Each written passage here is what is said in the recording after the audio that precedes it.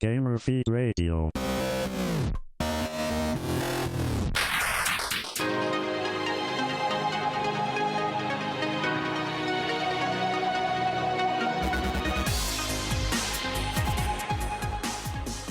This is Gamer Feed Radio. It's the sort of thing where we talk about video games.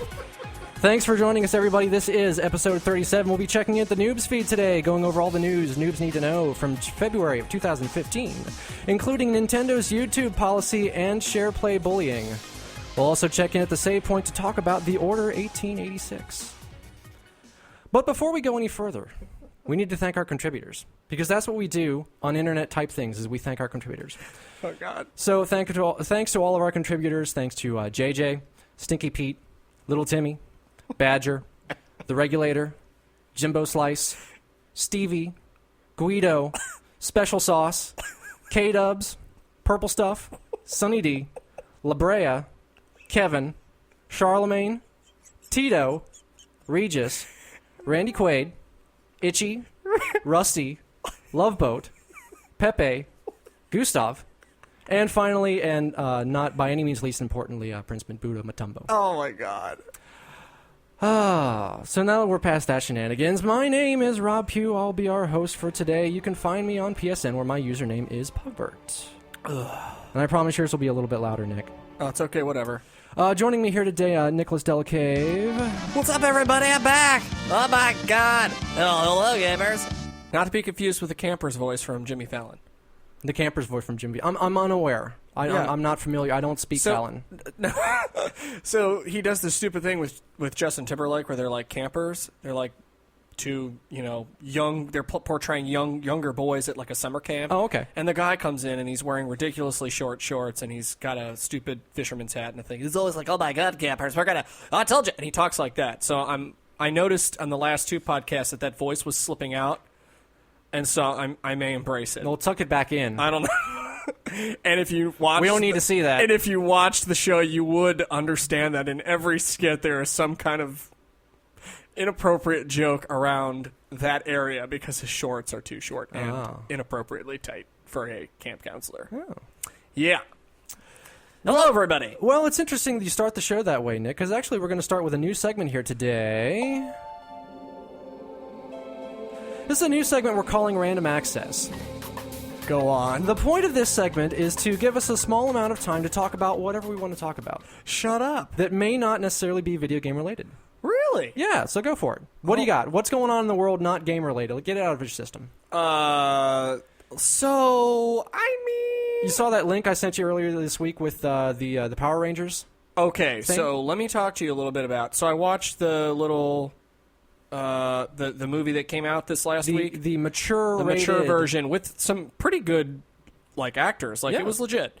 I have to tell you that there was a part of me that absolutely enjoyed every second of the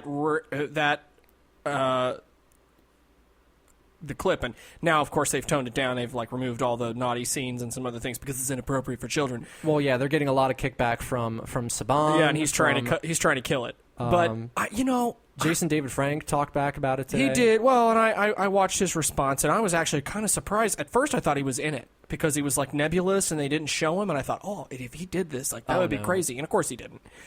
And I agree with his reasoning, right? It needs to be for adults and for kids. He's a PG-13 guy, blah blah blah. But he didn't sound like he was too down on it or anything. He was just saying, he's even quoted in Entertainment Weekly or whatever, saying, "Hey, look, my inner geek was screaming." Man, and mine too. Now, I don't know that I didn't so much care for some of the, guns, they were, shooting semi-automatic guns or whatever, in the opening scenes. Not so much. It's not Halo. It's not Call of Duty. But I liked, otherwise, I liked the take on it. I thought it was a really interesting homage to that end of the second round of the Mighty Morphin Power Rangers group with Rocky and all those guys. Yeah. So I really liked that. I thought it was really clever. It was expertly done. The graphics, the special effects were really, really good for a fan-made film. Timing was superb. Actors were outstanding. Blood and guts were fun. I just really hope that the real movie is not obviously it won't be anything like that. They're doing another one? Yeah. Like, I think it's 2016 release. With which... Lionhead Studio, or is it Lionsgate? With which group? Are they going all the way back to... That is not entirely clear. What the storyline is going to be, if it's going to be a take off of that. All I know is that, Jason David Frank, the Green Ranger, has been talking rather loudly about wanting to be in the movie, and, Saban is obviously doing it again with Lionsgate Films, and they had a director, and then he left, they got a new director, and they got writers on now, so hopefully it happens. Okay. I totally dig that. Okay. I love that. I love that show. I loved it. Cool. What else Random. going on? You watching Better Call Saul?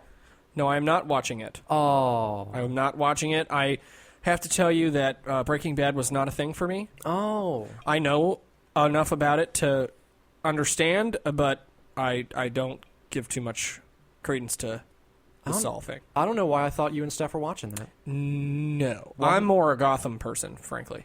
Okay. I really enjoy... The last episode was... With the Red Hood gang? There were several times in that movie where I was like, what? Like, that just never happens to me. Because... I'm starting to get tired of Fish Mooney. Well, now it just got real interesting because... Well, I'm not going to spoil it for people who didn't watch the episode, but... Yeah, is crazy. I like her character a lot. I like the way they're portraying the storyline. I used to. She lost me somewhere along the way because she's still acting as though she has power when she has none. I think she just found that out in this last episode. She doesn't have any. Well, I think she thought that she was being empowered by, spoiler alert, the manager or whatever. Gouging her eye out. Yeah. But we'll find out. Yeah, I don't know. Well, I liked her a lot better in the beginning when she actually has, real power. Right. I don't know. As opposed to just because legitimate versus illegitimate. Now power. it just feels like she's just living in denial. Well, I'm telling you, I really enjoy that show a ton. The other one that my wife and I are really into is Sleepy Hollow. Okay. Weird. I never thought I would like it, and it took 3 episodes for me to actually care what happened next. Brilliant. That show is amazing. It's got great writing. It's interesting. It's got the guy from Fringe, if you really were into Fringe, which we were in, John Noble, the old dude who played Walter. Yeah. Is like one of the villains. He's the Horseman of War in the show. It's all about the 4 horsemen of the apocalypse. It's got a weird Old Testament, end of times, apocryphal story vein that's really not relevant religiously, other than it's one hell of a great plot. Yeah, we're really into that, too. Constantine's the other one we're watching. Love. First of all, even though I hate Keanu Reeves, I love the movie. Matt Ryan's a much better version of the character. Truly. And we're a couple episodes behind right now, but that show's amazing. I'm really enjoying it. Other really fantastic... I'm trying to think if there's anything else crazy. Samsung Galaxy S6 is coming out soon. In the technology world. Oh, I know, but some people are Android, whatever. And look, Samsung's got too much bloatware. They got to cut the crap. We'll see what happens if they don't. I mean, this might be. They've got to do something because they were like the standard bearer for Android, and after Apple released its 6 Plus, it's like, hey, we can do massive phones too, and steal all our market share back because we did. That just goes to show the trouble that Android has. Well, you yourself switched back. I did get sucked back into the cult of Apple, and I texted Brad privately about it, and he said. Something like Brad being the well-known Apple tool that he is. He is, and he said something to the effect of, I said, I think I'm coming back, and this was before I actually bought it, and he goes, good, he was like, good. He's like, join the call. Do you have it? Oh, I don't. Darn, the sound effect? I don't have Brad on the board anymore. Oh. Well, that's okay. We both just paid homage there. But yeah, that's what's coming. Apple's iWatch events come in March 9th. They just released the special things today. So that's cool. The invitations, great. Maybe we'll get a MacBook Air with a Retina display. I'm trying to think if there's anything else crazy cool. That's just like general tech news that's been going on. Yeah. Speaking of random. Okay, now that we've finished our first ever random access segment, it is time to hit...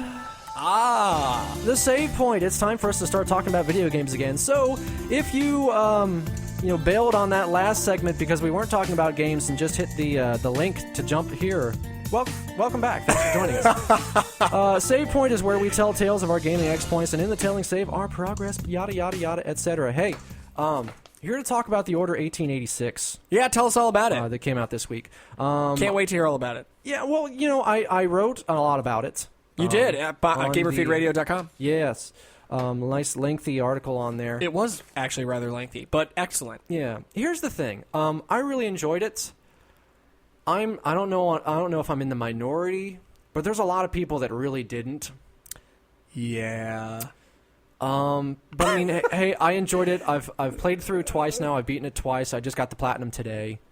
I don't have that kind of dedication. My first ever platinum. Well, congratulations. well, but thank like you. I said, I'll never have one. I just don't have that kind of dedication. Yeah. I would never play a game like that twice, ever. This was a relatively easy game to platinum. There really wasn't, nothing too I wonder intensive going if on. the subreddits will agree with you. We'll have to check. I think they will, actually, because it wasn't too intensive. But I mean, hey, I enjoyed the game. Everybody pretty much agrees that it's beautiful. Yeah. It is one of the best. That was one of the things got everybody geeked about it. We Yeah. talked about that when the first sneak peek trailer came out a couple months back on the show. We did. Yeah. We talked about it. It wasn't the first one, but yeah. Oh. But I mean, it's been making the rounds for. It was introduced back in 2013. It made all the conference rounds last year. Yep.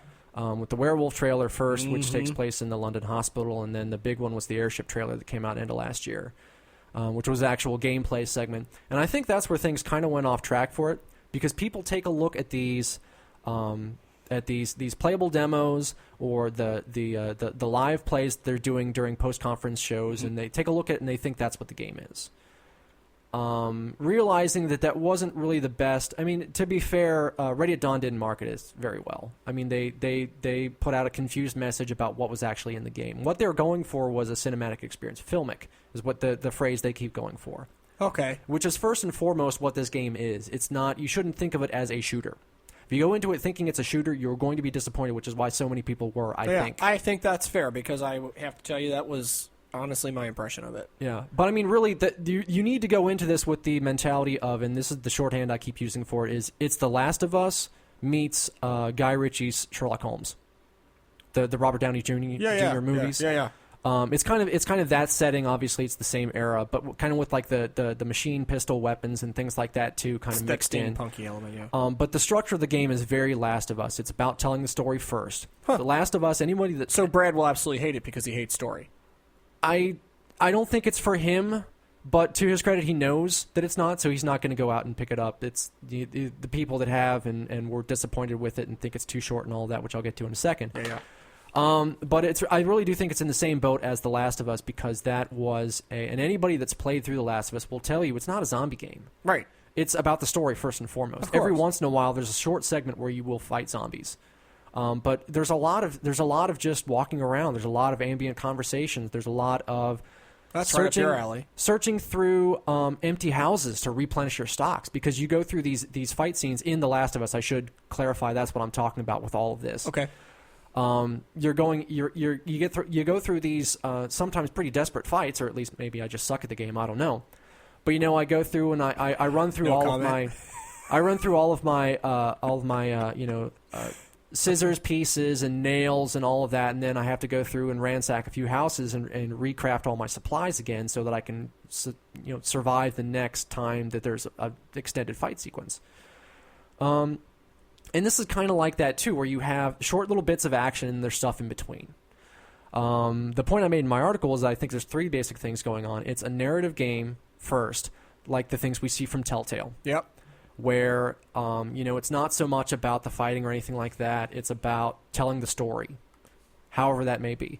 The challenge with that, though, with with the Order, is that it doesn't give you a lot of chances to participate in that story as you tell it. You're not choosing dialogue options as you go through like you are in the Telltale games, which helps that game design succeed a little bit better. Sure. So a lot of the Order, where you have these stretches of exposition, you're just basically sitting back and watching it play out, which if you're okay with that, that's fine. But I can understand where other people might be frustrated with that. It's like Metal Gear. Let's watch a movie instead of play a game. With some stealth elements. Good luck. And then there's the shooter portion of it, which is, cover-based shooter, stop and pop. Stealth elements thrown in a few levels. You can sneak up and do stealth kills, things like that. Which is perfectly fine, works perfectly well. But some people were a little bit disappointed that it wasn't that there wasn't anything groundbreaking happening there, and the weird thing about me reading through all the reviews on this is that over time, like the opinion, like it's a downward spiral. Yep. Like at first somebody says, oh, mixed reviews. And then the next time somebody talks about, oh, mediocre reviews. And then the next time somebody mentions it, it's, oh, they got poor reviews. You know, it just keeps sliding down, and it kind of feeds on itself, and unfairly, I think, to the game. But, you know, there's a segment of people that think that if it's not doing something groundbreaking with the shooting, that it's a failure, and I don't think that's fair to it, because it's doing other things too. And then the third portion of it is it kind of has kind of an object game type gameplay, to where you're looking at things, and there's, you know, click on things for the environmental puzzle solving and move this and that. Okay, it's light. The objects kind of function as collectibles for the sake of trophies and things like that, but it's kind of weird the way they're implemented, because you take a look at like documents and photographs and things like that. You can look at them and turn them over and all of that, but there isn't really much to that. There's no reason to turn it over on the back and get a new piece of information. There's no clue that leads you to. It's just kind of there, which is definitely something that they could work on in the sequel. So on the whole, you know, I enjoyed it. Those three different types of gameplay don't really blend as well as they perhaps could have, and I think that's where the ultimate rub comes in. Yeah, I didn't want to use thank you for that. I didn't want to use the word failing, because I don't think it's a failure. I think they made the game they wanted to make. Yeah. And people paid $60 for it. Yeah. But I mean, that's the thing though, is people think they didn't get their money's worth because it's relatively short. I don't think it's short, because it took me 4 days to beat. It's short, it's not you know, it's not long, but it's not like, you know, this petite little 2-hour experience either. So I don't think it's not a sit down and beat it in one session thing. So people, there's the argument of did they get their money's worth out of it, because there isn't a multiplayer, there isn't, which is totally fine. Yeah, we talked about that last week. Well, I think it would have been completely tacked on in this case. Still could, it didn't, who knows? Well, but I don't think it would fit too well. There aren't different gameplay modes like a zombie mode or anything like that, although that might actually work relatively well in this case, because there are kind of supernatural aspects to it. Right. But on the whole, I think it worked pretty well for what it was trying to do. I think the general, and you know, we don't give reviews here because we kind of don't want to get into that territory. Yep, I agree. Because we're just a bunch of schmoes that love video games. That's right. We are in no way qualified to give opinions on it, and that's one of my big takeaways from all of this, reading all the reviews, and that is that whose opinion do I value? Because honestly, nowadays, I don't really have an answer for that. Yeah, it's hard. It's hard to answer. You know, in PlayStation matters, I always used to defer to IGN's editors, Colin Moriarty and Greg Miller, back when he was doing it before that. Yeah. But with the two of them moved on to new ventures, I'm not sure there's anybody at IGN that I really respect their opinion on. And not to say that I disrespect anyone who does review things like that. It's just there's nobody that I'm like, okay, if he or she likes it, I will too. Right. I don't know who out there I'm really tuned into my tastes. I agree, and I can take their opinion for what it's worth. I agree with that. It's very personality driven, especially in the video game journalism industry. I mean, if you have a great personality, you get a following, and if you have a following, magic happens, and if you don't, you don't. Yeah. So ultimately, I mean, I think you take a look at what the feedback is. You kind of get a general feel for, you know, accumulated across, you know, several reviews. Okay, what are the real concerns for this, and do they bother me? Is it enough for me to not purchase it? Not just a numerical score, right? Anything below, that's arbitrary. Yeah, anything below an 8, I don't buy. No, that's dumb. But I mean, some people like the numerical. Whatever. More power to them. So, you know, I enjoyed it. Obviously, if I got the platinum on it, I played through it twice. I don't do that with a lot of games. Certainly not right away. I'll go back and revisit things later, but this one I finished and I'm just like, well, start playing again. So I'm looking forward to the sequel. I'm looking forward to what they do with it, just because I really love the world. I really love the story. The story was pretty good. There were some things that I would have liked to have seen done differently in terms of how the story was handled, setting things up for payoff later on down the line, things like that. There were definitely some threads left dangling that will hopefully be addressed in the sequel, but until they are or aren't, I can't really say it's a bad thing, because there's no problem in setting something up. It's just when you fail to pay it off that becomes an issue. But I'm really curious to see what they do with the next one. If they do, because the way the world is built, and they've done a lot of work in building the world, and you've got these protectors of England, basically this special order that is descended from the Knights of Camelot, who passed down the titles over the centuries, and they're virtually immortal due to having found the Holy Grail.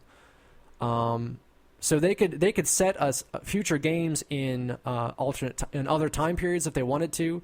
I suspect they're probably going to follow up this one since there's so many plot threads still hanging. But what I think I'd like to see is I expect them to go to America the next time around, because where things were left in this one, without spoiling too much, the big bad was setting up shop in Philadelphia.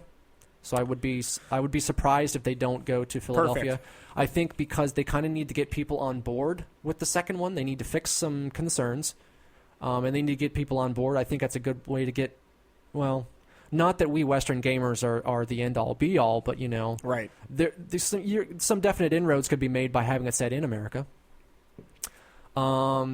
There's a lot of fun characters to play with that, because you've got characters like Nikola Tesla as a character in the game, who's basically the Q that makes all the inventions and all that.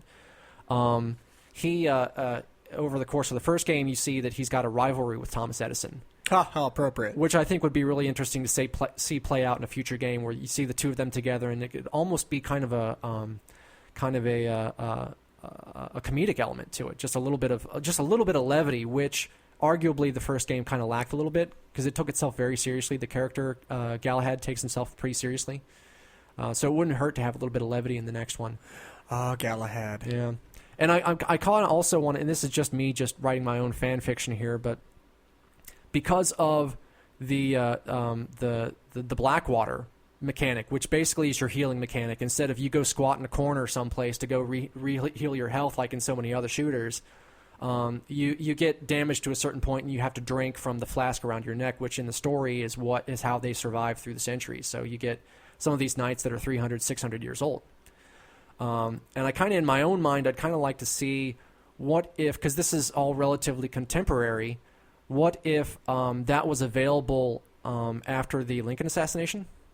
If they had some of that in America, if there was something comparable to the Order in the States at the same time, and Lincoln got some Blackwater, and because Darwin is one of the characters in the first one, but you get all these big names that show up and can through time because of this mechanic, and I kind of wonder if that'd be kind of cool if.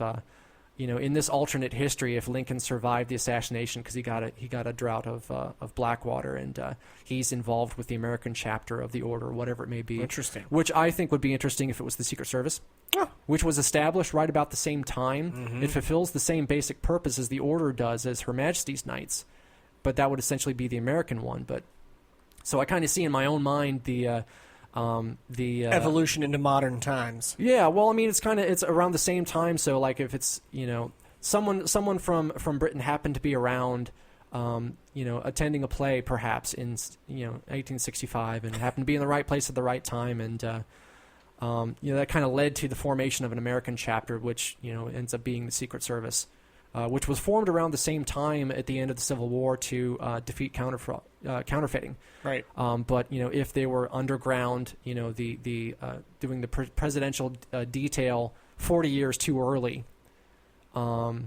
because they were that kind of their own little secret society, I think that would be really interesting. So that's my own little fan fiction going on here.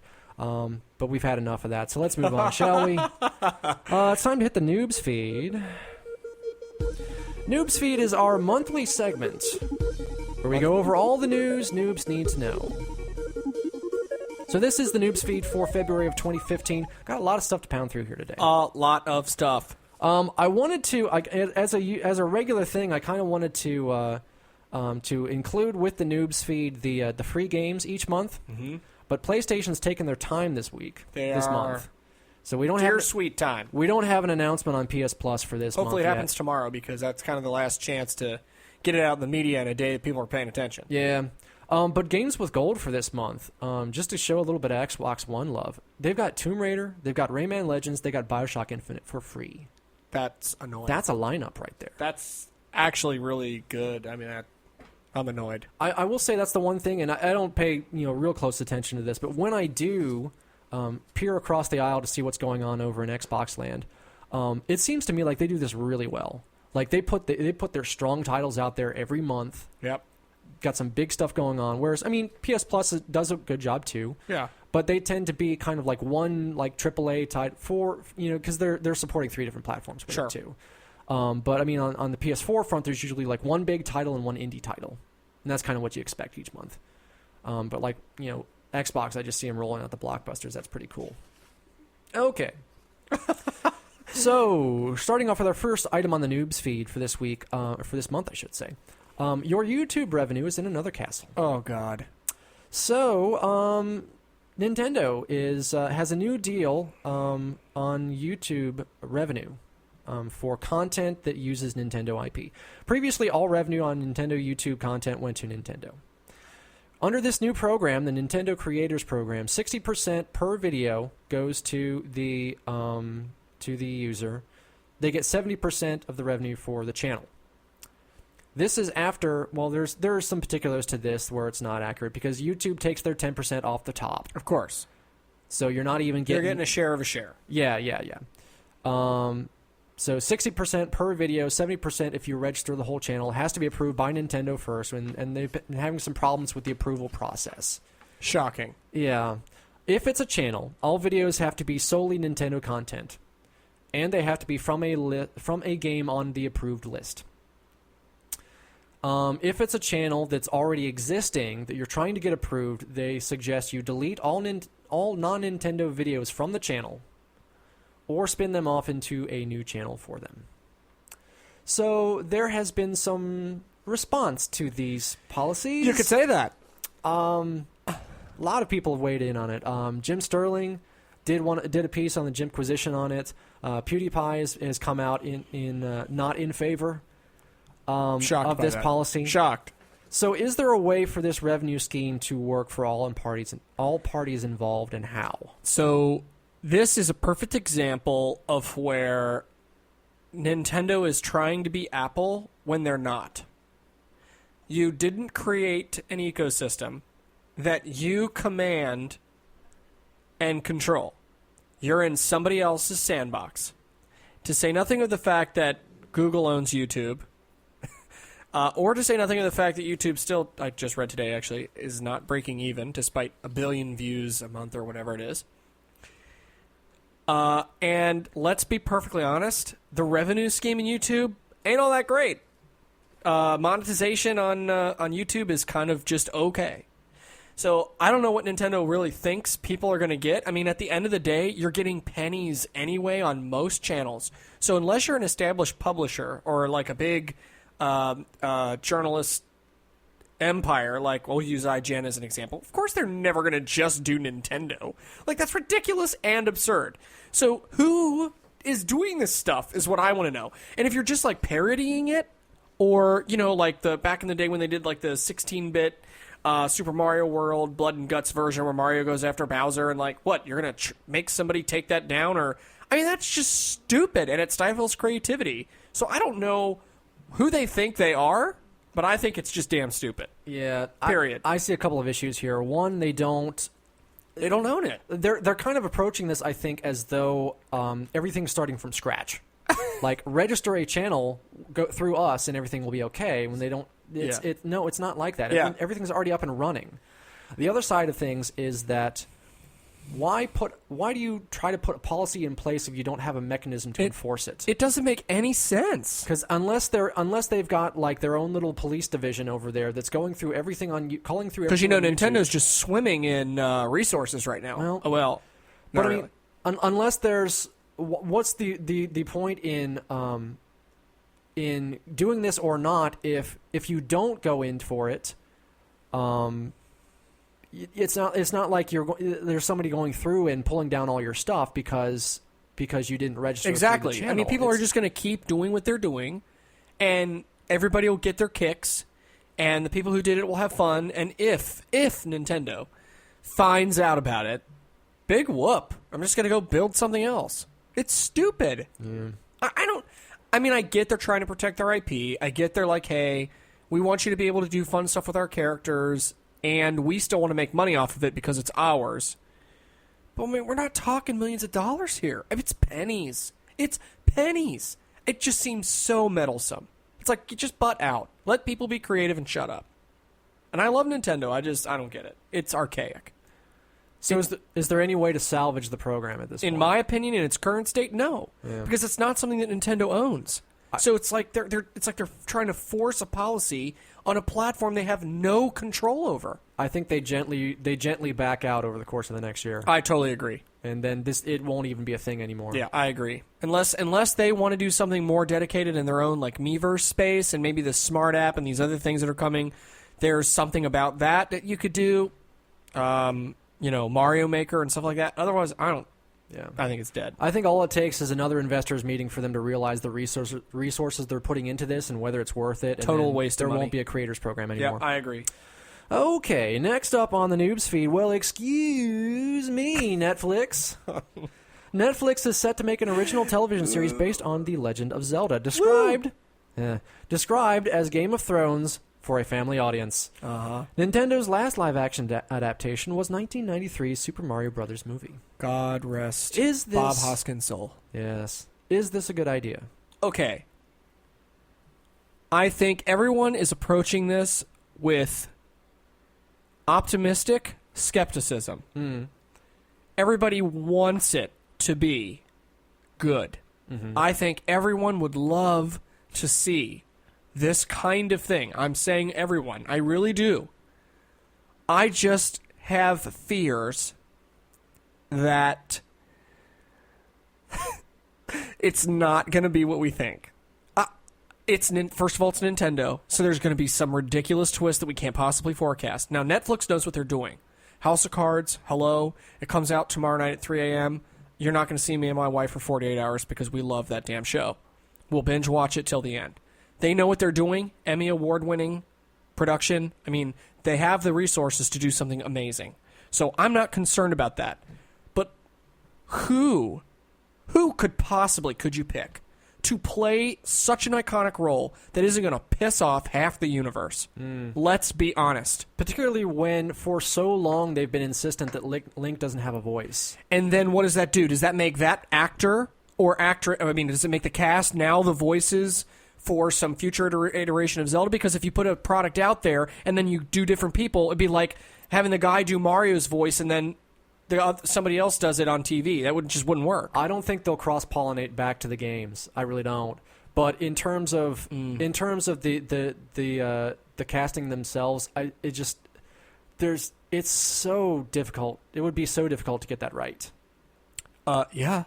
Because after how long has it been since? I would love to see Olivia Munn be Zelda. We can make her blonde.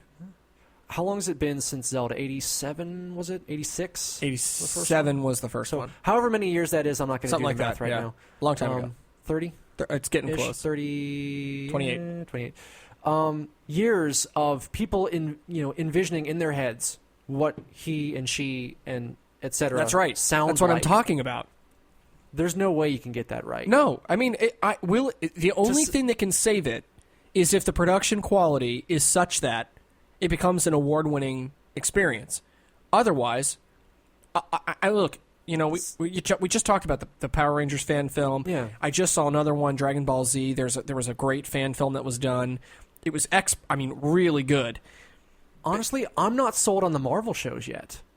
The new ones coming to Netflix, Daredevil, Iron Fist, Luke Cage, and But I mean that's Marvel, and I'm not sold on it because those IPs, all four of those, are so close to my heart. I know, but that it's going to be so hard to get that. And then Zelda is so much more than that. But Netflix has proven that it's capable of producing an excellent series, several excellent series actually. But the thing that worries me even more about this is the line where Game of Thrones for a family audience.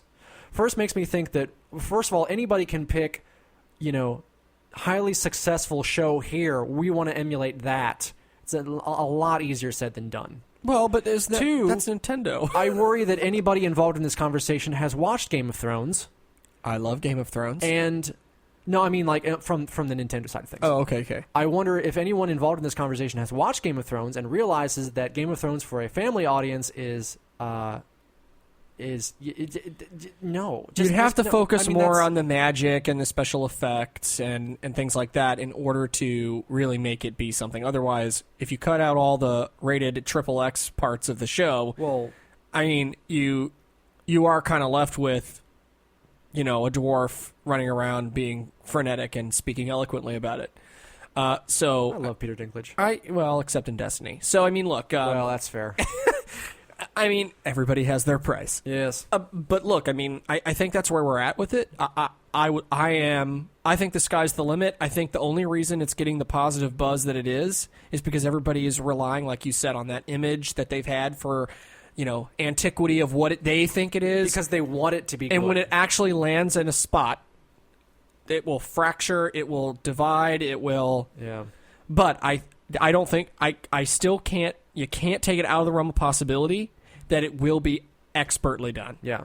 And I'm cautiously optimistic too. Yeah. But whoever they choose to direct this, God bless them.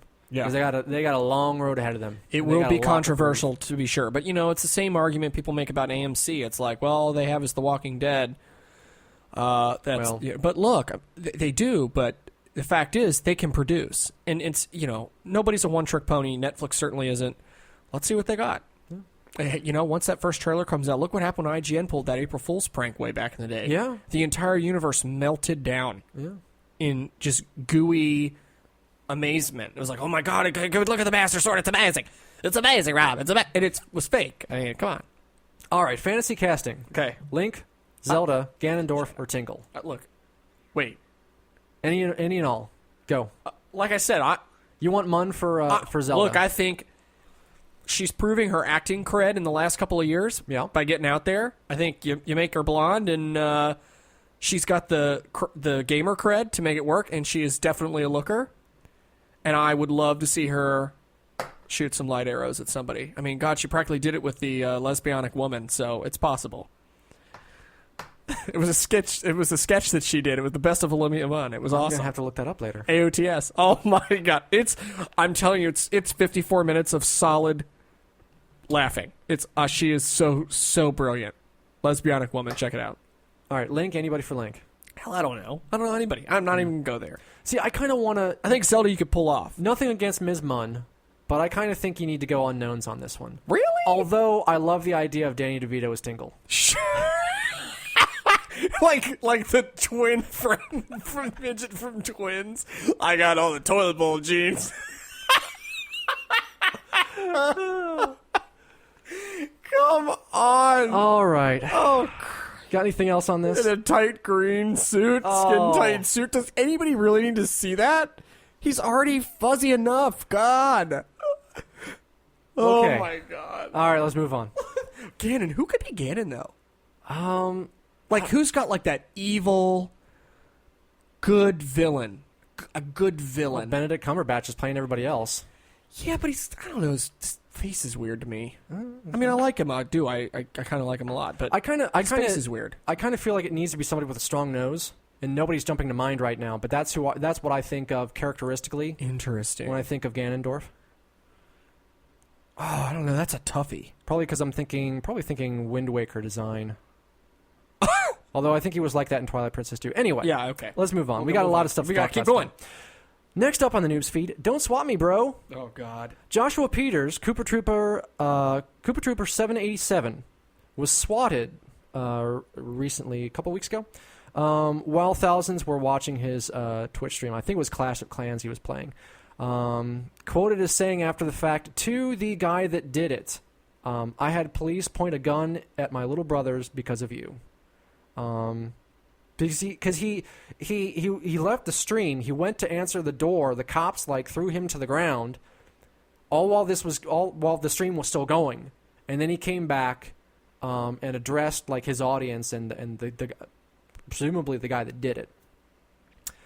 In a separate incident, Famed God, who we remember from one of the DDoS escapades the end of last year, when he was one of the guys claiming credit for it.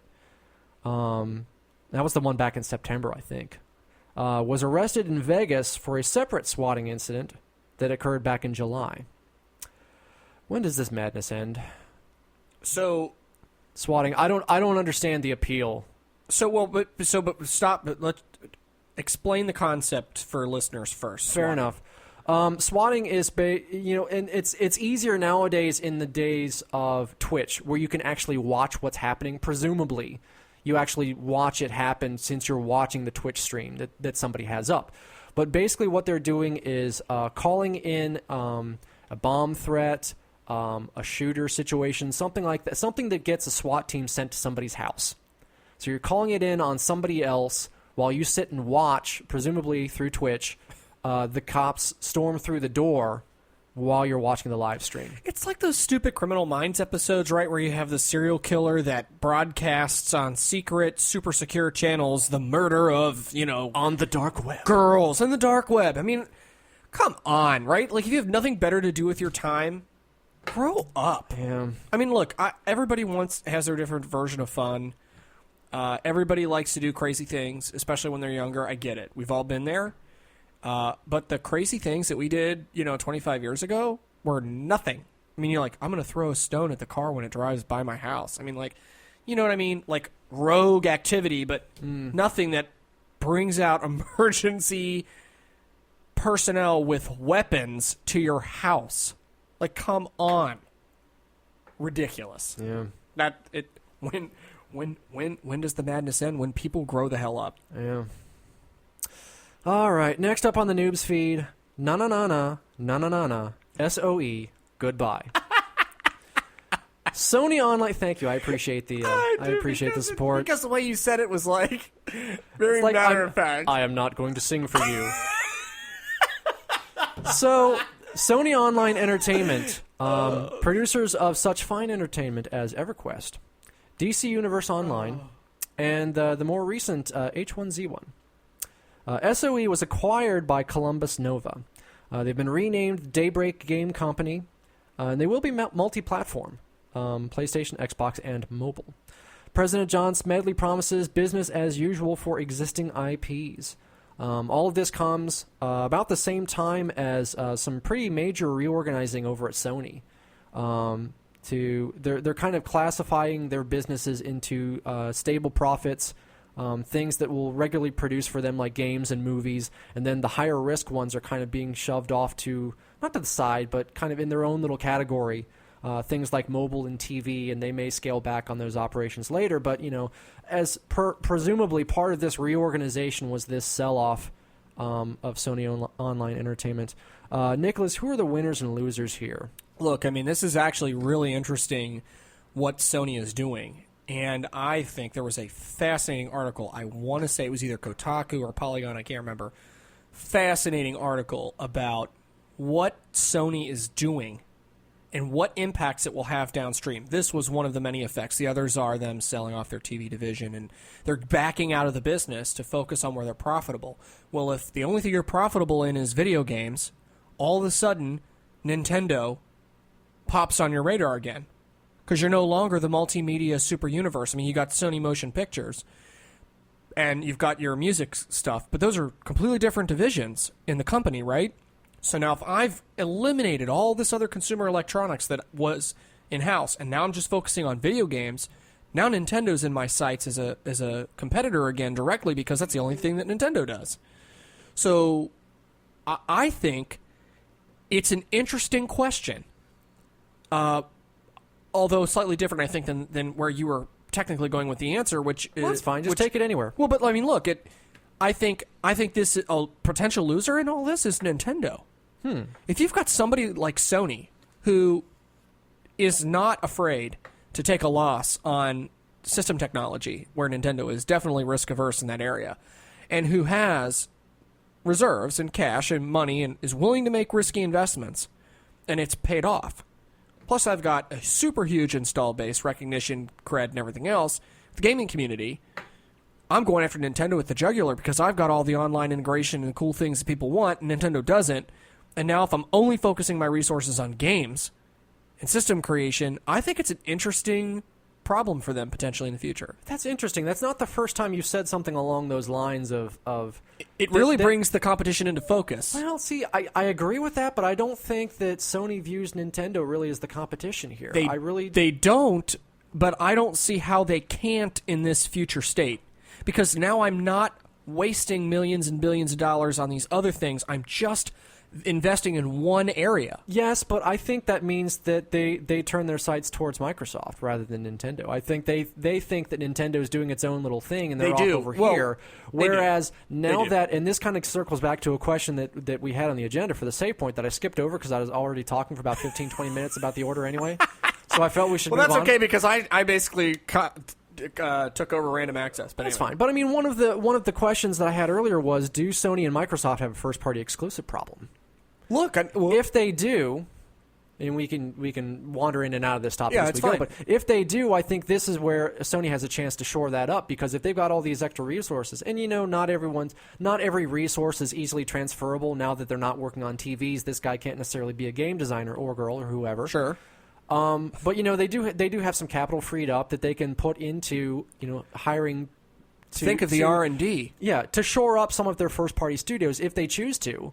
In which case, then you get these two consoles, the PS4 and the Xbox One, that are relatively have parity. Yeah, even though if you go in and there was just Kotoka just did a great hardware, or not, I'm sorry, Techno Buffalo did a really great hardware comparison, and the PS4 is far superior to the other two in almost all cases. But I mean, I think people look at the first party. And the reason why I put this as a question under the save point was because that's something that came up an awful lot in the conversation about the order, was that you've got this. They're trying to launch a new first party IP, intellectual property that can be an. I almost said Assassin's Creed. I don't want to do that to the order. Don't do it. But can be a series that will spawn multiple games and that can continue on in perpetuity. So this is where I think it gets really interesting, right? So you've got, hey, I'm trying to create this new IP, and everybody's complaining because in 5 or 6 hours or whatever short gameplay time I can beat the game. It's not worth my $60. I'm mad. Wah wah wah. Blah blah blah. When was the last time a Mario game was more challenging than a couple of days' worth of dedicated effort? And you don't see anybody whining and complaining about that from a gameplay standpoint. That's fair. And I think it comes down to expectations, right? When I buy a Mario game, I know what I'm getting. This is new. I don't know what I'm getting. It's like Codename Steam or whatever. It's getting ready to come out. We'll see what happens with that. As an example, and it's a new IP. It's getting aggressive marketing. They're putting a lot of money in it. It's getting amiibo support. Is it really going to fly? Nobody knows what to expect. It's a shooter on 3DS. People are kind of like, meh. We'll see. But I think when you're running it, you're in that situation, right? I do think Sony has a first-party problem. They've had it for years. And so they reach out, they have they really rely on these third-party publishers, which are, I hate to say it, they're flaking out on terrible games. And if I was Sony, I would be looking at the landscape going, well, I don't want to lose these partnerships, but I'm hemorrhaging cash, and you're selling crappy games, and my people don't like that. My people being my customers. So my people. I'm going to let you do your stuff. You keep building crap. I'll let you put it on my system. But in the meantime, we're coming home, baby, and we're going to do our own thing. But I do think it does put Nintendo back in the conversation, because now their business models will be identical. Well, okay, I can respect that from a perspective of they're more structurally similar nowadays. So on that level, them being competition. And both Japanese companies. And one is not afraid to take risks, and one is entirely risk-averse. One has 35 years of genius IP gold that either gets executed well or not. The other one is the flavor of the month. Which strategy will prevail? I don't know. It's going to be an amazing next couple of months. Once all the business transactions take place and they, dump all their cash into PlayStation, it'll be really interesting to see what happens. And it's amazing. Money can make a lot of things happen, and that's something Nintendo is not willing to invest at this time, where Sony is go for broke. Yeah. We'll see. Microsoft, look, I mean, I don't want to leave them out. The Xbox is, I don't know, I still think they're licking their wounds from 2014. Yeah. And I think there was just a like a survey. I just read something about this, and it was like a grid. I don't remember what site it was on. Oh, I've got it right here, actually.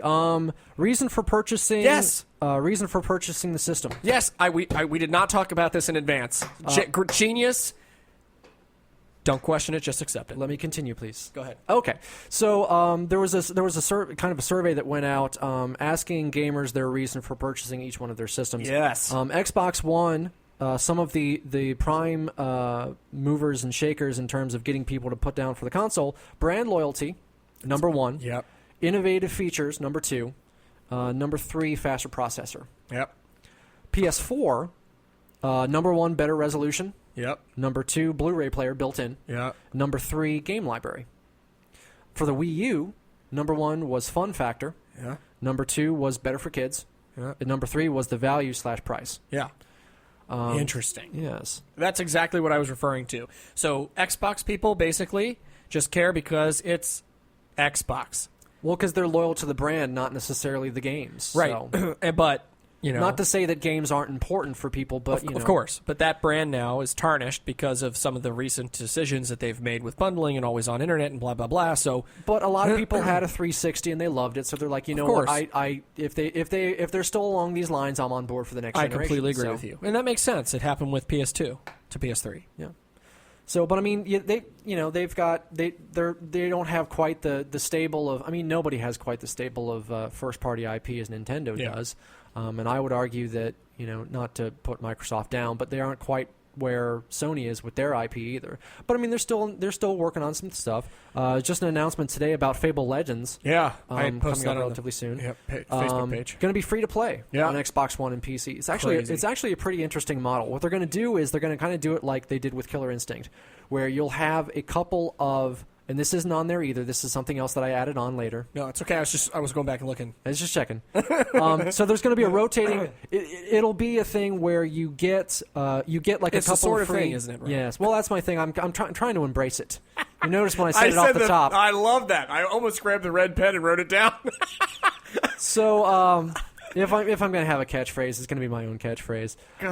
So you're going to have you'll buy the game. Well, you won't buy the game. It'll be free, but you'll get a couple of characters to start off with. You can get more if you want to, but they'll rotate through, but your progress won't. So if you start building with one of these characters and then it rotates out to something else, the next time that one comes around, you can pick up from where you left before. If you like a character enough, you can buy it, so you've got it all the time. So in other words, it's the ultimate customize your own game model. Kind of. And of course, there will also be cosmetic microtransactions where you can buy all sorts of little, whatever. Yay. As well as pay for money things too, kind of the crappy microtransactions of buy in-game money with real money. Of course. Because of course.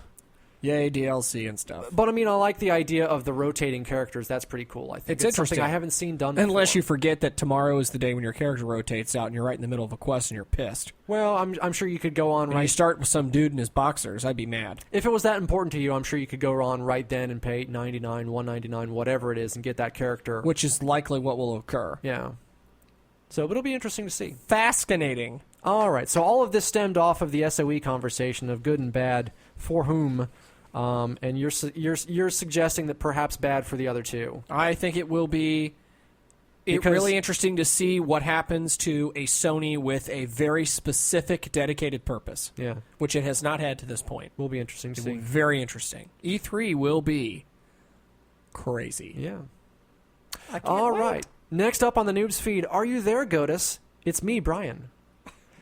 Curiosity contest winner Brian Henderson never got his prize. This is related to the upcoming game. Upcoming, or is it out? I think it's out. Godus or Godus. Whatever. Yes, from 22 Cans, from the mind of Peter Molyneux. But there was a contest where he never got his prize, which was supposed to be power and riches within the game. It actually sounded pretty cool. He was supposed to have. Peter Molyneux suggested that he would win, and this is where we get into the here. Molyneux said that it would be a 1-year reign as God of Gods, where you have the chance to issue commandments in-game, decide what's right and what's wrong, choose favorites among other players, things like that. You can be overthrown after a period of 3 months, I think it was. But it sounded like very, very interesting stuff.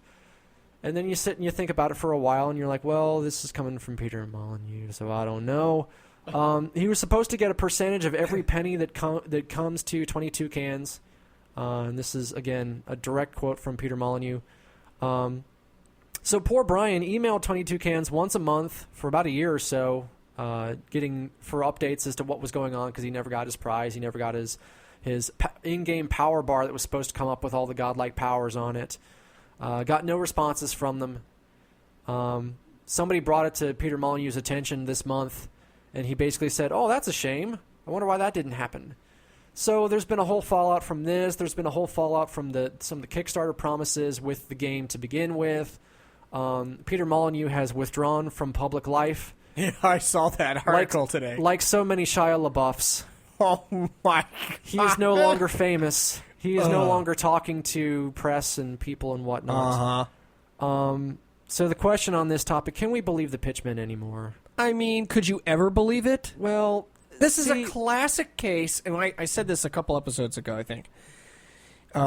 It's the snake oil, selling the snake oil out of the cart in the backyard going, it's going to make your hair grow back. I wish it did, but it doesn't, but I'm not going to tell you that. It's ridiculous. I love it when you do characters. Y'all should be impressed. But look, I mean, like at the end of the day, the problem is that they're all full of crap. It's all money. It's half-baked ideas. In today's world, where we talked about this on the DLC show, where I'm paying good money for something and you're giving me crap. It's the hype train. It's getting people on. It's the season pass, and then you still have to buy DLC. I mean, it's a joke. These people are literally playing with fire. They're playing with fire, and when the wrath of the gamer comes out, and there will be losers. I'm kind of two minds on this. On one hand, I kind of feel a little bit bad for Peter Molyneux because he strikes me as a very genuine guy. He gets really excited over his stuff. He has these great ideas that it could all be fake. Never really come to fruition. Right. And then I feel like he's always kind of sideswiped by reality. Like he needs a minder. He needs somebody to do his PR for him, to kind of reel him back in, let him be the dreamer. But, kind of like whisper in the ear. You can't do that with the Twitter. Yeah. And the verified blue check marks. But I don't think it's malicious on his part. Oh, I don't think it is either. By the same token, Brian, Peter has a track record here. What did you expect? Yeah, I mean, he didn't, and Brian even said, if I can call him Brian, I feel like we should. I don't know if we should be on a first name basis, but why not? Young Mr. Henderson, he even said that he wasn't really interested in the game. He just thought he'd give it a shot because of the he wasn't like super invested in it. So I doubt he was really all that upset when he didn't get what he was promised. So. Maybe there's no real controversy here. Maybe he's it would really suck if he upset. filed a lawsuit, because if he's got the documentation, then technically it counts as a contract according to Judge Judy. Yeah. So it'd be real interesting to see if he could go some small claims court and get his 5 Gs. Yeah, just saying. But I mean, this sounds like it's all kind of a cluster, because I don't think Peter ever he said all this stuff, but I don't think anyone at Toucans ever knew anything about it. It kind of sounded like they were taken by surprise. Plausible deniability. Yeah. Welcome to the White House. So I don't know. I think that was a West Wing reference. Grains of salt, dear listeners. Take the pitchmen's words with grains of salt, or women. Many grains. All right, next up on the Noobs feed, Asteroids Outpost coming to Steam Early Access. I just thought this was interesting. A new Asteroids game. It's an MMO survival game. You can explore the universe, collect resources. You can use those resources to craft guns and vehicles, work with or against other players online. Honestly, it kind of sounds a little bit like, and to be fair, I don't know much about this game either, but it kind of sounds a little bit like what I think No Man's Sky is going to be. I was totally just going to say that. Yeah. But because it's got the Asteroids brand on it, though, that you get the extra little hook of there are recurring showers of asteroids that players must shoot down to defend their bases, which I think is kind of cool. So the question on this one, what long dormant franchise would you like to see get a modern version? Well, since they did DuckTales Remastered, which I enjoyed very much, and they brought the voice acting and other things, I thought that was great. DuckTales is coming back in 2017, by the way. I'm not sure. I'm not sure how excited about that. I am so excited. How can you not? Especially if they get what's his name to do the voice. I look at it this. First of all, he's like 95 or 97. So? I don't think it's going to work out. I worry about that because do you remember, without getting too sidetracked here, because we're already past the random access segment. But, Dang it. Do you remember there was Goof Troop back in the day? Yes, I was not a fan. And then they remade, not really remade, but there was like an older, hipper version of Goof Troop. They did the same thing with Sonic. They did the same thing with Teen Titans. They did the same thing with Huey, Dewey, and Louie. Yeah. Remember there was like a not a spin-off, but like a sequel series that was the three of them living with Donald again. Yes. Where they were older and with teenagers with attitudes and all that. That's kind of what I worry about seeing here. I don't think it's going to be that way. I look at it this way. I've got the original series on DVD. I'm good. I want to see what they do with it. I really do. I think it could be gold. I really do. I mean, come on, it's Disney. I really think they could do great fan service here and produce something that would be absolutely out of this world amazing. And, I mean, everybody, I posted something on my own personal Facebook page, which I rarely do for these kinds of things. I try to keep my timeline clear of all that crap. But I immediately, of course, everybody was like, all my friends are like, oh my God, this is going to be amazing. It's going to be amazing. Because it is amazing. And I can't wait to see what they do with it. One of the other most requested ones was Chip 'n Dale Rescue Rangers, if you recall. That was like the number one old Disney cartoon people want brought back. So, other things for gaming, I would love to find a way to modernize Chrono Trigger. My God, like keep the game the same but up the graphics and do something cool with it. That would be so amazing. Square Enix. I'm trying not to do. Don't go Final contraction. Fantasy VII because it'll make people unhappy. Yeah, it really will. But I mean, they've got a lot of good IP out there that they're not doing anything with. Vagrant Story, particularly, I loved Vagrant Story. It's one of my favorite weird dark games. 'Cause it was different. It was hard. Yeah. But I think Chrono Trigger would be an amazing remake. Yeah. Amazing. I mean, look what they were able to do with Majora's Mask. Crazy. The game's beautiful. It just did an amazing job. And even, I'm not saying something quite like that, but, making a 2D sprite something 3D could be a real challenge. But, boy, that'd be cool. And do not go Chrono Cross. That game sucked. Just saying. Boo. All right. Next up on the Noobs feed, Titanfall 2, coming TBD, is not exclusively on Xbox One. Not to make you Xbox people hate us more than you already do, if you're even listening, but Oh, why do you got to be... Hey, why you got to be a hater? Listen. This pleases me more than I can tell you because it continues to prove to me how fickle these publishers are. It's all a money grab. That's all it is. Should I continue with the spiel before we get to the saying it's a money grab, the response portion? All right, an exclusivity deal only extended to the first game in the series for Titanfall. EA CFO Blake Jorgensen on a potential sequel said... Is it Jorgensen or Jorgensen? I'm not sure. I think it's a Jorgensen. I don't remember seeing an umlaut. I don't care if there's an umlaut or not. Maybe he just says it funny. Is it an umlaut over an O, or is it just... I don't know. Whatever the dots are. It's a dot, isn't it? Isn't it the two dots, or is it the little hoopy-doo? I don't know what it is. Would our Swedish listeners be able to inform me? They may. Comment in the sections below. So, Blake, if I may call him Blake... Just on the potential sequel said it will probably have a bigger footprint than just a single platform, and he's not hedging himself into anything here, but he's just saying, hey, we might be multi-platform. Tell us all about it, Yorgi. They probably will. This is one of several high-profile exclusivity deals. Tomb Raider exclusive to Xbox this time around. Street Fighter only coming out on PS4 and PC. And of course, I'm sure Tomb Raider will be on PC also. So, getting to the question on this one, is this a sign of the trend reversing? Will companies realize they can make more money with wider releases than they can through upfront exclusivity deals? And can they? Because I don't even know. Well, let me tell you. So, listen. I think this is hilarious. Not just because, listen, it's nothing against Xbox people. And I joked earlier, and mea culpa for the joke. But look, I mean... I think people are finally figuring out that unless you're a Nintendo and you're not going anyplace else, and they're not, get over yourself.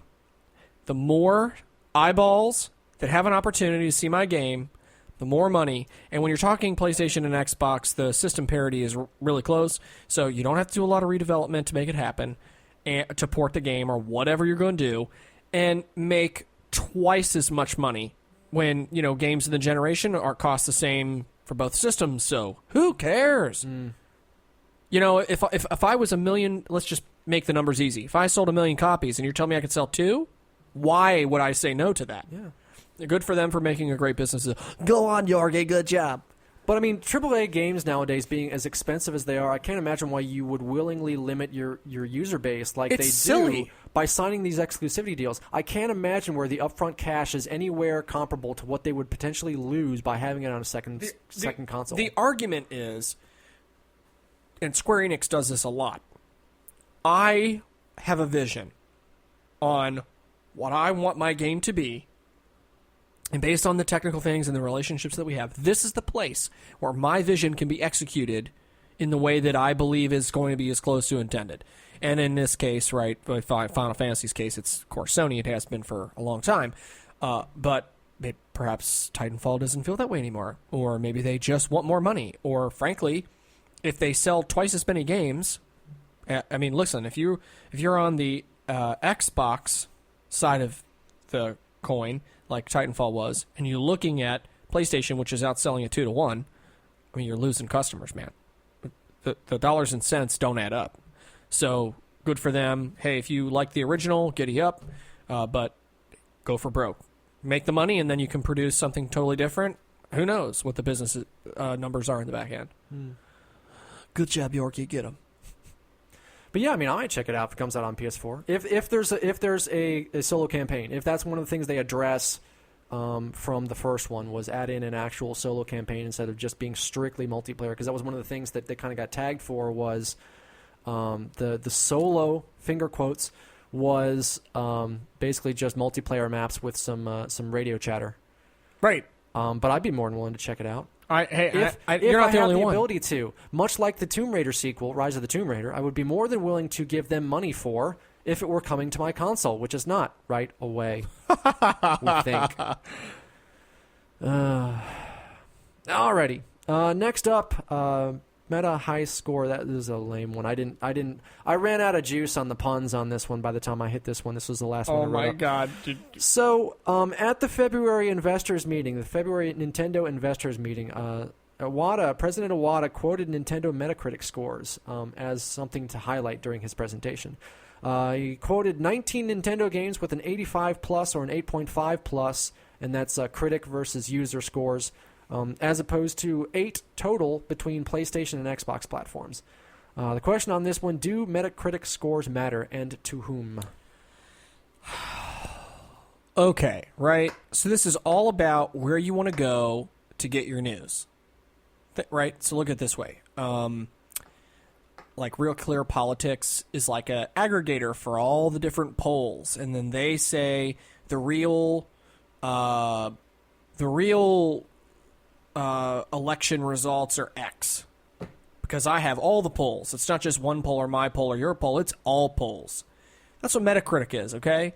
Only in video game format. So as far as I'm concerned, I don't understand what's wrong with that. Because if you're taking an average of all the opinions that are out there, it's probably a more accurate, in theory, number than perhaps a more biased source would be. And there are, admittedly, plenty of game journalist places that are biased. You've got, like, PlayStation, the official PlayStation magazine, the official Xbox. Of course they're going to give it a damn high score. Come on, really? So, I mean, they look at it with a critical eye, but tend to be more favorable. So I think Metacritic does alleviate some of that. But in the case of Nintendo, look, if you're looking for good news someplace and you find it, giddy up. I mean, come on. The company for the last 2 years has been in the financial toilet. So they found one thing that they can slap on. Although, interestingly, those other companies don't matter. But yet, now we're going to compare ourselves to them because it's favorable to us. It kind of reminds me of the old Ohio State-UC rivalry from way back in our college days. We'll only play you when it's convenient for us. And when it's not, I want nothing to do with you. I mean, Nintendo's trying to have its cake and eat it too, really, honestly, brass tacks. But good for them. I mean, it is an interesting testament to the quality of the games, which we've talked about many times on our show. that PlayStation and Xbox in this very isolated, very specific case could suck it in Nintendo's opinion. So good for them. Do you disagree? Well, I in terms of Metacritic as a whole, I think it has a place. It kind of falls apart from the reviews that don't have a numerical score that translates over easily. Fair. Because they kind of assign a numeral to it, Of whether course. it's fair or not, which kind of skews things a little bit. It does. I think on the critical side of things, I think it works out relatively well. I think the user reviews should be completely discounted by everyone. And Brad and I were talking about this a lot at work because what people have a tendency to do is compensate on there. He had pointed out. I don't remember what the game was, but like he gave it like a 10 to compensate for other people that underscored it. But I mean everything on there just from John Q Gamer or Jane Q Gamer tends to think in tens and zeros. Right. Which is typical. Skews everything horribly. Of course it does, but you know what? That still says a lot for Nintendo, even if it is skewed. People are talking more about their IP than people are talking about Sony or PlayStation or Sony or Xbox. In this case, because the numbers speak for themselves. Yeah. I'm just saying, Rob. So I can't really criticize him for finding that silver lining and putting it in there, but it's kind of I see it as kind of a shame that there weren't some more concrete things to talk about and tout during the investors meeting. Like I said, so given the current climate, but I understand you take what you can get. Yeah, that's right. And you make your lemonade and you like it too. It'll be really interesting to see what the next one brings. Hopefully some profit. All right, next up, last up on the Noobs feed. Oh my god, it's the end. Press square to revive. This one kind of makes me a little bit sad. Cuckoo Knight HD, who's an 11-year-old, 5th grader, used SharePlay on his PS4 to get help on Destiny. Kermit the Frog deleted 3 of his characters and some exotics live on Twitch while Cuckoo Knight left the room. It was it's not just like 3 characters. It was a 31 Warlock, a 26 Titan, and a 23 Hunter. Nick, you and I can both attest to the amount of hours it took to get one of those characters where they were, let alone 3. So he handed over control to get to get Kermit the Frog to show him a heavy ammo trick, and he left the room. And when he came back, his stuff was getting deleted. His exotics were getting deleted. He had to pull the plug on his PS4 to stop it all. Kermit's mom says that he was hopped up on painkillers, and his friends did it because he was in a car accident back in November. His friends were using his console. And then later, this past week, they found the guy that actually did it. They found the kid that actually did it. The 17-year-old said he might do it again. He has done it before on Destiny and on Grand Theft Auto 5. And it was quoted as saying, "Suck it up and move on with life." So the question on this one, should there be protections in place on SharePlay? Or is it up to the user to not hand control of your console over to somebody you do not know? Look, I have several comments before I dignify that with a response. Go for my it. response will not be peaked. I'm going to stand by on the button anyway. The first of all, the 11-year-old, props, right? Like the fact that you can go out and do that at 11. I have an almost 2-year-old, and I can't attest to from personal experience. I just vaguely remember when I was 11, and I don't know that I would have had the consciousness to actually do what this kid did, right? So, great. Well, kids these days are savvier than you and Fair. I were back in the day. Totally fair. They've grown up with this internet stuff. And The interwebs. Well, Yes. yeah, we'll talk about it some other day, but yeah. Second criticism is of the mom, the fact that the parents of this 11-year-old kid are totally letting him play a game like Destiny to that extent. I mean, you have to, like you said, the work, the time investment that this kid would have to invest in that, and he's 11. I mean, I don't know. We talked about before, what's kid appropriate, do labels matter and all this other stuff. I don't know how I feel about that. That's interesting. Just a note. To these other kids, I mean, listen, my son was on painkillers. It couldn't have been him. Come on. I mean, Even if it's true, it only bolsters the case the kid probably did it to be a jerk. Well, they did talk to the kid that actually did do it. Right. Like, a journalist actually tracked this other kid down, talked with him, and said, after that conversation, I am positive this guy did it. Sure. So then this other 17-year-old kid, they did it and said, hey, suck it up and move on. Okay. I kind of get it. He was in the power position. He knew what he was doing. There may have not initially been a malicious intent, but it obviously turned out malicious. The guy's a dick. Okay, there's no nicer way to say that. The guy's a dick. And especially to do it to a younger kid. Not that he necessarily knew that, but he probably did because they were talking. There was some kind of communication going on. He had to know. Totally took advantage of the situation. The guy's a total jerkbag.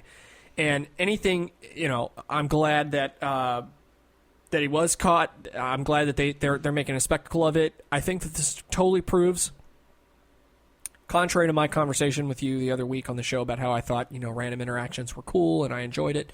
This is a perfect example of the warning, right, that's embedded therein. When you're in the interwebs, the big bad world of online, you have to be careful. You never know who you're dealing with or what their intentions are. And, SharePlay brings an interesting new twist to the way that you kind of do things. I think at its core is a good idea. If used properly, it's a perfect example of why Nintendo would never do anything like that, because it would violate all the protection of children or whatever. That's exactly everything they try to put in place anytime they put a new network feature out there. That's exactly right. I mean, we saw, what was it, Swap Note that was getting the bad rap? Yeah, they pulled Swap Note. Yeah. I mean, this is a perfect example. So, as far as I'm concerned, I hope everybody learned. I'm glad that for the publicity of it, because it teaches you to be very mindful about what you're doing online. While it's all fun and games for 90% of it, there's 10% of the universe that's a-holes. And like I said, the guy, the 17-year-old that perpetrated it, what a jerk. I mean, come on, man. Get a life. If you're did it before, but I'm going to do it again, get a life. If you have nothing better to do with your time, how about this? Get a girlfriend. But maybe he has one. Run, sister, run. But in terms of can protections be put in place on SharePlay? I kind of wonder.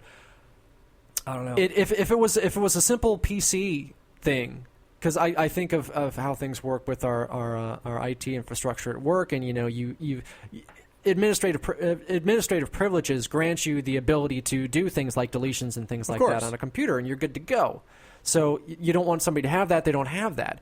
In this case, because everything is specific to the individual game, I kind of get the feeling, and I know absolutely nothing about video game hardware and programming and all that stuff too. So it doesn't sound like something that would be easy to do, but that doesn't mean that it's impossible. I think this is the third show where we've had to have a cry out to Tony.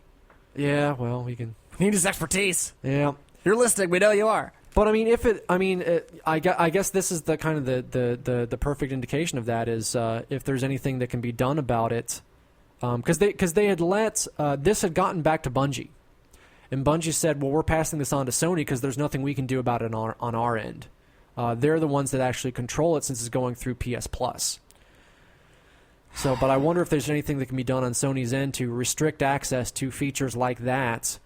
When you share the console. Yeah, so it's more like a view only, or as you, the user, you control the permissions that you give to somebody else, so it's view only by default. Yeah. And then if you want to give someone permission, then it's on you because you're the guy that gave permission. Yeah. And that's your own damn fault. That sounds like the pick your friends wisely. Yeah, the PC version of the smart way for Sony to approach it. Of course. Be like, okay, if you sign off on this, then it's off Yeah, but at least liability. At least there's that intermediary step there where it's like, okay, think about this, or do you trust this person? That's right. Hey, well, but if you look at things like iTunes, where you just say, here's the terms and conditions, and everybody doesn't even scroll, they just click agree. I don't know how much that does, other than, like you said, provide cover to Sony if anybody really complains about it. But I mean, you check the box, buddy. Peace out. But I mean, here at least it's as a simple click-through screen with 10 words on it. There's no need to be like super legalese on it. Just be like, do you trust this person? Yes or no. Yeah. Give I agree. Them control. No, I agree. But of course, that would never fly, right? They'd have to have the T's and C's. Well, I'm sure. Welcome to the universe today, Still, Rob. it would Lawyers run our lives. it would behoove them to dumb things down. I think on that the they actual could click-through have the screen. T's and C's light 'Cause- behind with the big question at the bottom, and that is your digital signature. Works for the IRS. All right. Got anything else for this episode? I don't. All right. You want to kick into the close then? I'm just waiting for Q. There it is. Hello, everybody. So, thanks for listening today, guys, right? If you have any thoughts, questions, concerns, or jokes, we want to hear about all of them. All the things on our Facebook page. If you have any information on the proper usage of umlauts, Yeah, for give us a your shout game. out. Yorgi. He wants to know. Thanks, Brian. And listen to us on iHeartRadio and iTunes, because everybody else is. I already said Facebook. At GamerFeed Radio on Twitter. And like I said before, we've been plugging it on and on and on. GamerFeedRadio.com with all the things You got to know. Until next time, gamers. Peace.